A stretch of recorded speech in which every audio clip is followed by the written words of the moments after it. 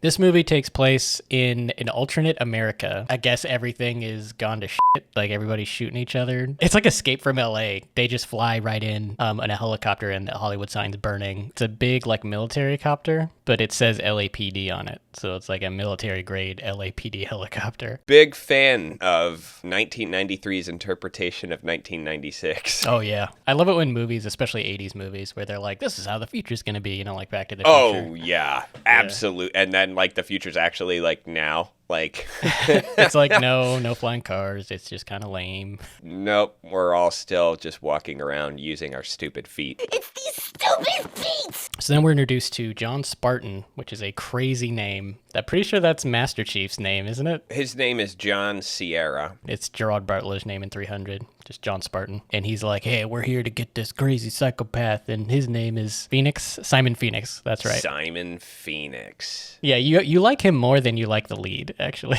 They're there to apprehend Simon Phoenix, who is, I guess, this big criminal. He's got a bunch of hostages that are trapped in a warehouse. And that's all they tell you. That's all we gotta know. Where are the hostages? Where are the hostages, Simon? He jumps from the helicopter on a bungee cord and yells, Phoenix! When he jumps out of that helicopter on the bungee line and actually manages to shoot a guy while swinging from it, I'm not going to say impossible, but come on. Right away, they're like, this is the type of movie you signed up for. Oh, yeah. Also, that bungee cord didn't really look like it stretched a whole lot.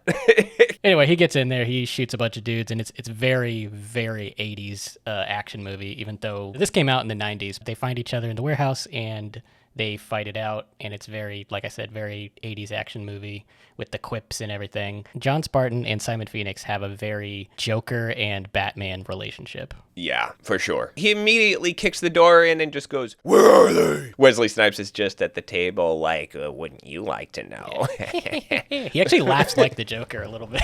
This is like the closest to the Joker I've seen a non-Batman story get to. Without it being cringy, sure. The first thing you see him do on screen is like a line of coke. That would be pretty funny if the Joker just like stopped to do a line of coke. It turns out I just been doing cocaine this whole time, Batman. I need help, Batman. I need to sober up, Batman. Help me.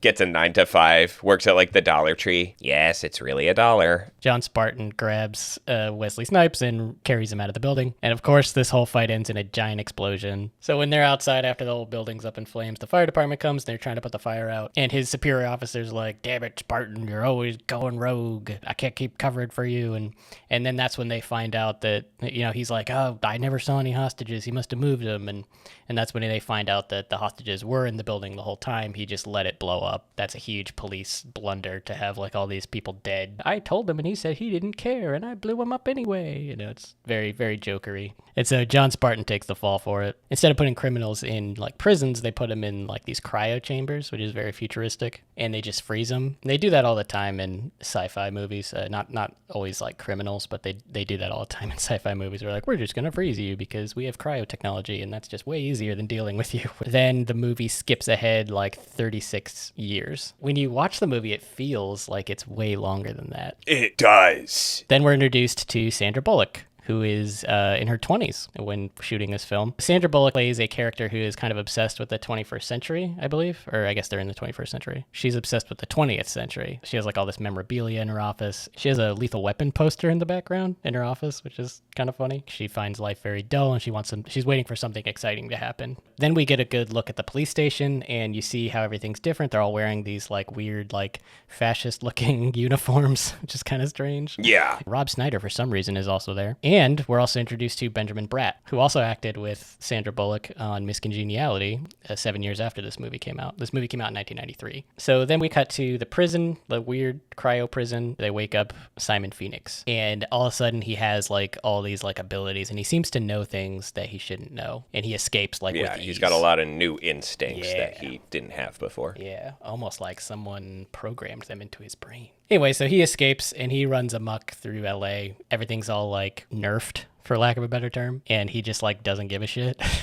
And so he's like a real criminal, and like in this society they've never like dealt with a real criminal before, so like nobody knows what to do, and it's great. So they wake up John Spartan, and their plan is to get like someone who's dealt with this guy before to capture him, basically. When we find out what MDK is, the computer just says over and over, murder, death, kill. Everybody reacts like that's this crazy thing that they've never heard of, or that it's Oh, like yeah. so uncommon. Like, I'm like, I don't know if I like buy murder's a completely foreign concept. But for some reason, in the span of 36 years, murder just suddenly goes away. is kind of a foreign concept in this world. that. They resurrect John Spartan. They're like, hey, it's been 36 years. It's 2032. And they're like, oh, wow, it's the 2000s. Oh. He's like, where's my wife? Where's my daughter? Is she alive? And Sandra Bullock did research on him, and she tells him that your wife died in the big one of 2010, which was an earthquake in this timeline. Chief George Earl interrupts him and is like, we don't have time for this shit. You gotta, we got a bad guy to fight. Simon Phoenix is it. He's like, what? Simon Phoenix? And any questions or concerns he had about his family just fade away, and then he's immediately fixed on Simon Phoenix. And the movie just kind of forgets about his daughter and his family. There were scenes that were cut out from the film that have to do with him trying to find his daughter. That was a storyline that, I don't know if they filmed it, but that was a storyline that was originally in the script, where they were gonna have like a whole thing with his daughter. And they were planning on making a sequel, Demolition Man 2, and they were going to have Meryl Streep play his daughter, which I think I would have liked to see. I would have been Yeah, down I would have for been that. totally down for that. I would have been down I'm still for down that. for that. You know, it's Hollywood. not too late. It's not too late. Let's do it. Hollywood, you love doing sequels. I know you love doing it. Do Demolition Man 2. know. Let's see it. They take him back to the precinct, and they give him a little dorky little uniform. Then he comes out of the bathroom, and he's like, how do you use these seashells? There's no toilet paper. And then they all laugh at him because he's using toilet paper, because I guess toilet paper goes away in 36 years. They use seashells instead of toilet paper, so I'm very curious what they were supposed to do with the seashells. Rob Schneider gives the most diabolical laugh in this movie.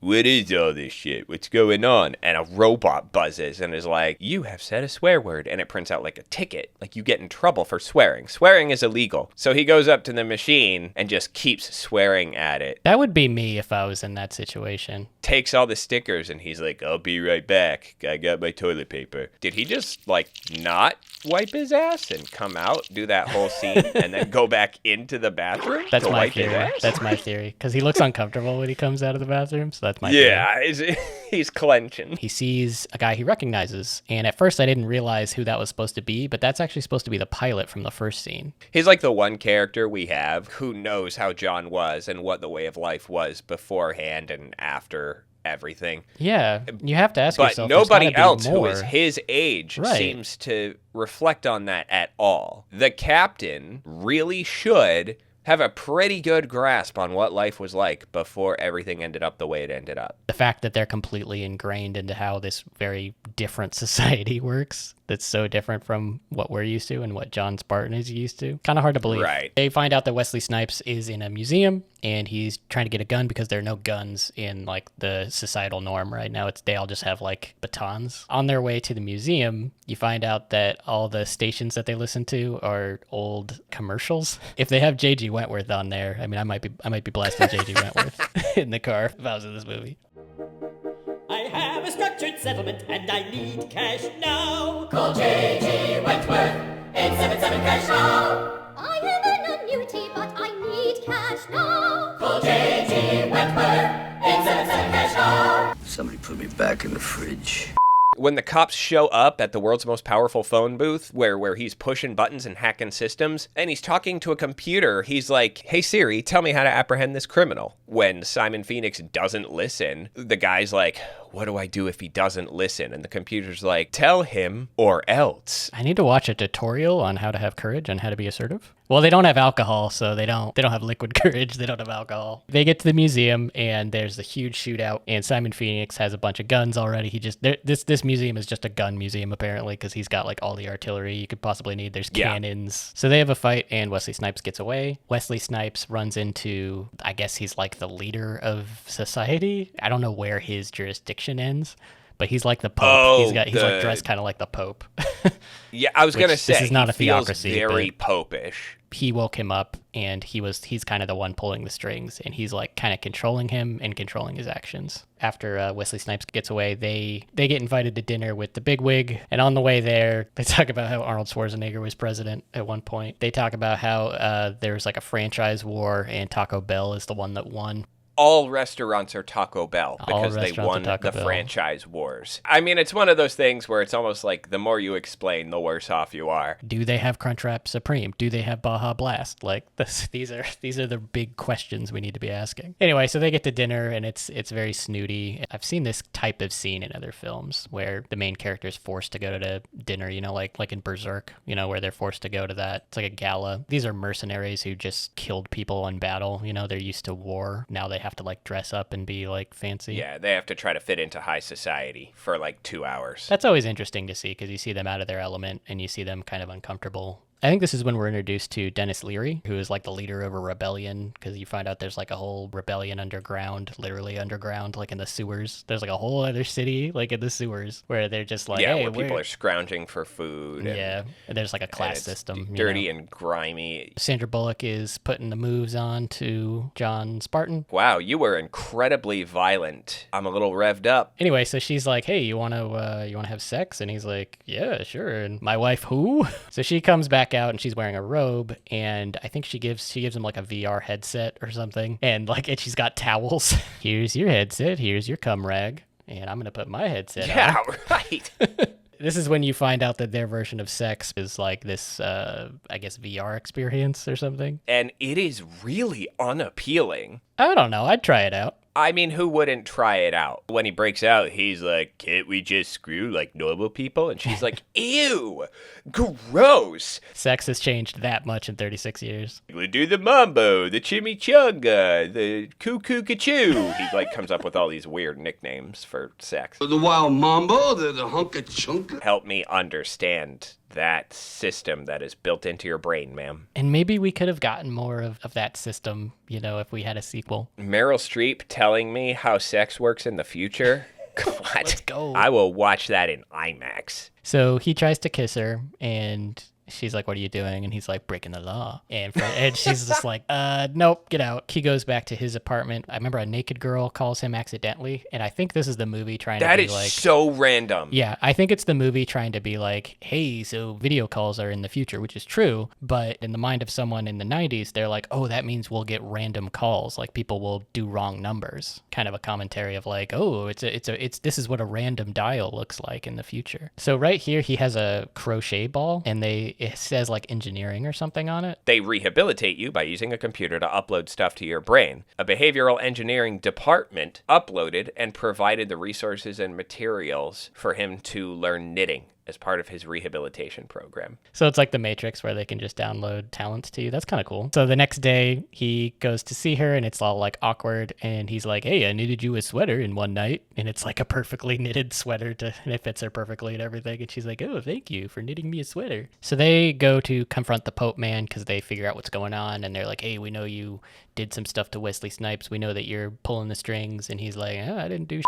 You got nothing on me. One of my favorite lines in this movie is because of something everyone says to each other. Instead of like hello or goodbye, they say, be well. Someone tells him be well and he just goes, be Then they leave because they can't arrest him. John Spartan's like, hey, we're going to go into the sewer place and get some answers. As they're opening up the manhole cover to go down there, Sandra Bullock's like, all right, let's blow this guy. And he's like, away. Blow this guy away, Sandra Bullock. And she's like, whatever. She tries to say the 80s quips a lot in this movie, and she says I'm wrong. Very, very charming. You really licked his. So they go down to low society, to the shanty town, and he eats a rat burger because I guess that's all the meat that they have. They don't have any cows anymore, I suppose. They meet Dennis Leary again, and he's the leader of the rebellion. And they're like, hey, we gotta fix society. In that scene, there is an extra who is played by none other than Jack Black. Really? Jack Black is in that scene when they're talking to Dennis Leary. I did not notice that at all. He's only on screen for like a couple seconds. He's barely there. Wesley Snipes rescues some of his crew. He unfreezes some of his crew and he tells them basically how the world is now. And he's like, everyone's a bunch of sissies and we can take over this place. Wesley Snipes decided to kill the Pope guy because he's like, oh, you're in charge. I'm in charge now. He can't do it though. And so he just like hands his gun to his buddy and he's like, shoot that guy for me. And he does. The two factors fight each other and this leads to John Spartan and Sandra Bullock going to confront Phoenix. but he knocks out Sandra B so that she doesn't have to. It's the whole I have to lock you in this room or I have to knock you out to keep you safe kind of trope that you see in a lot of these action movies. Okay, so this, of course, leads to him and Wesley Snipes having the final showdown in the cryo chamber, the cryo lab thing, and he tries to like kill him with the cryo equipment, which almost works. John Spartan freezes Phoenix with the cryo gun. He like freezes to death, and then he kicks his head off and his head smashes into a million pieces, and the whole place has to, of course, end with an explosion while he's running away, because that's how these movies end. Then it's implied that Dennis Leary is going to be like the new leader, essentially. And then, of course, John Spartan is like, oh, that's it, and he has like a little thing with Sandra B, and he gives her a non-consensual kiss, which she's totally fine with. And she's like, ooh, wow, my stars, fluid transfer. And then the movie ends with him asking, like, so, what the was up with them seashells? Just wipe your ass with seashells? How would you use them? Imagine how chopsticks work and use your imagination from there. I have a structured settlement and I need cash now. Call J.G. Wentworth, 877 cash now.